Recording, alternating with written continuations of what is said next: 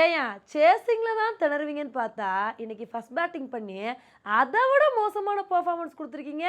இதுக்கு பேசாமல் சேசிங்கே பண்ணிட்டு போயிடலாம். இப்படி வந்து சிஎஸ்கே பார்த்து சொல்கிற மாதிரி தான் இன்னைக்கு சிஎஸ்கேவோட பெர்ஃபார்மன்ஸ் ரொம்ப சுமாராக இருந்துச்சுங்க. இன்னைக்கு சிஎஸ்கேக்கும் கேகேஆருக்கும் நடந்த மேட்ச்சில் கேகேஆர் டாஸ் வின் பண்ணி நம்மளை பேட்டிங் பண்ண சொன்னாங்க. கான்வேவும் ரச்சின் ரவீந்திரா வந்தாங்க ஓப்பனிங்கில் வந்து கிளம்புறாங்கனாங்க. சரி இவங்களோட ஓப்பனிங் பார்ட்னர்ஷிப் நல்லா இருக்கும்னு பார்த்தா 4 ஓவர் வரைக்கும் T20 விளையாடுற மாதிரியே விளையாடலங்க. ரொம்ப மெதுவாக தான் ஆடிட்டு இருந்தாங்க. சரிப்பா மெதுவாக ஆடுறாங்க, கொஞ்சம் கொஞ்சமாக இன்னிங்ஸை பில்ட் பண்ணுவாங்கன்னு பார்த்தா அப்போ தாங்க கான்வே அவுட் ஆனார். ஒரு விக்கெட் போனது தான் மாயம். அதுக்கப்புறம் அடுத்தடுத்த விக்கெட்டு சீட்டுக்கட்டு மாதிரி சரிய ஆரம்பிச்சிருச்சுங்க. சிஎஸ்கே பேட்ஸ்மேன்ஸ் யாருமே ஒரு உருப்படியான ஆட்டத்தை வெளிப்படுத்தவே இல்லை. எல்லாரும் வர நடைக்கட்ட அப்படின்னு சொல்லிட்டு கிளம்பிட்டாங்க. இன்றைக்கி போன போக்குக்கு சிஎஸ்கே 100 ரன்னுக்குள்ளே ஆல் அவுட் ஆயிடுவாங்க அப்படின்னு தான் வந்து எதிர்பார்த்தோம். ஆனால் என்ன தான் இருந்தாலும் நாங்கள் 20 ஓவர் வரைக்கும் தாக்கு பிடிப்போம் அப்படின்னு சொல்லிட்டு 20 ஓவர் விளாண்டு வெறும் 103 ரன்னு தாங்க எடுத்தாங்க. கேகேஆர் இருக்கிற பேட்டிங் லைனப்புக்கு இதெல்லாம் ஒரு ஸ்கோரா? அவங்க இந்த ஸ்கோரெல்லாம் நாங்கள் T20 மாதிரி நினச்சி விளையாட மாட்டோம். எங்களுக்கு 10 ஓவர் தான் டார்கெட்டு, அதுக்குள்ளே மேட்சை முடிச்சுட்டு போயிட்டே இருப்போம் அப்படின்னு சொல்லிட்டு இன்றைக்கி ஸ்டார்டிங்லேயே அதிரடி காட்டிட்டாங்க.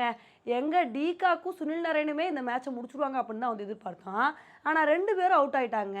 இவங்க அவுட் ஆனால் என்ன, பின்னாடி நாங்கள் இருக்கோம்ல அப்படின்னு சொல்லி பின்னாடி வந்த பேட்ஸ்மேன்ஸு விக்கெட்டே விட்டு கொடுக்காம இந்த மேட்சை 11வது ஓவரில் ரொம்ப கம்ஃபர்டபுளாக 8 விக்கெட் வித்தியாசத்தில் வந்து வின் பண்ணிட்டாங்க.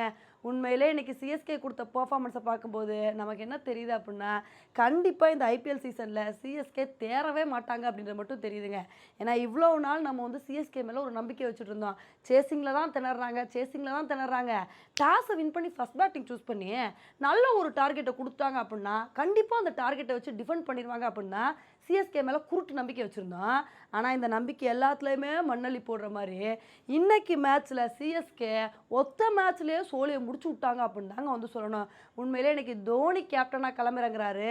தோனி கேப்டன்சி கேண்டரில் சிஎஸ்கே நல்ல ஒரு பர்ஃபார்மன்ஸை கொடுப்பாங்க, கம்பேக் கொடுப்பாங்கன்னு தான் எதிர்பார்த்தோம். ஆனால் இன்றைக்கி மேட்ச்சில் சிஎஸ்கே கம்பேக் கொடுக்கலங்க. ஒன்லி பேக்வேர்டில் தான் வந்து 2 ஸ்டெப்பு போயிட்டே இருக்காங்க. எப்போ தான் சிஎஸ்கே ஒரு உருப்படியான பர்ஃபார்மன்ஸை கொடுக்க போகிறாங்களோ தெரியல. இவ்வளோ நாள் சிஎஸ்கே ஃபேன்ஸ் என்ன நினச்சிட்டு இருந்தாங்கன்னா, எப்படியா சிஎஸ்கே பிளே ஆஃப்க்கு போகாதான் நினச்சிட்டு இருந்தாங்க. ஆனால் இன்றைக்கி கொடுத்த பர்ஃபார்மன்ஸை பார்த்து சிஎஸ்கே கடைசி இடத்த பிடிக்காமல் இருந்தால் போதும் அப்படின்னு சொல்லி இப்போ இருந்து சிஎஸ்கே ஃபேன்ஸ் வந்து சொல்ல ஆரம்பிச்சிருவாங்க. எல்லா விஷயங்களையும் சிஎஸ்கே டீமில் ட்ரை பண்ணி பார்த்தாச்சு. இவ்வளோ நாள் நம்ம என்ன சொல்லிட்டு வந்துட்டு இருந்தோம், ஓப்பனிங் சரி பண்ணணும், 1 டவுனாக ராகுல் திரிபாத்தி வந்து கிளம்புறாங்கன்னு சொன்னோம். இன்றைக்கி எல்லாத்தையும் தான் வந்து ஆல்மோஸ்ட் அது மாதிரி ட்ரை பண்ணியிருக்காங்க. அப்படி இருந்தும் இன்னைக்கு மேட்ச்சில் ஒன்றும் சிஎஸ்கேனால் பண்ண முடியல. இந்த சிஎஸ்கேவோட மோசமான பர்ஃபார்மன்ஸை பற்றி நீங்கள் என்ன நினைக்கிறீங்க அப்படின்றத என்னோட கமெண்ட் செக்ஷனில் வந்து போடுங்க. இதே மாதிரி இன்னொரு வீடியோவில் உங்களை வந்து மீட் பண்ணுறேன். Bye friends.